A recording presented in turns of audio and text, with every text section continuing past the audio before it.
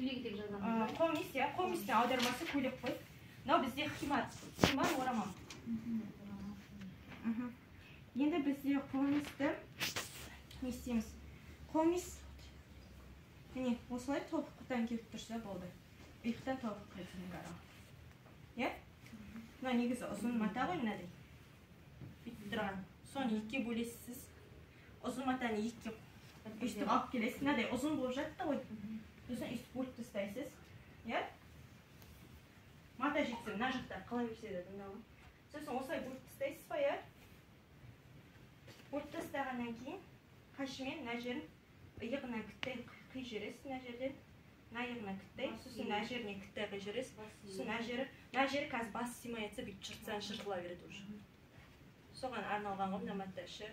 Түсінікті ғой, иә? Сол химардың үстіне осы қомис кетеді. Енді айттым мен бағана, иә? Қомистің сыртында кеудеше салатындар бар, или ішіне салатындар да бар. Екеуінде айырмашылық жоқ. Киіндірмей тұрып қоя. Киіндірмей тұрып дайындап айттық қой.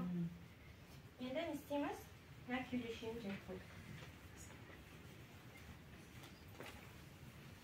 Қомистің ішін ашып, сонысын жайымыз.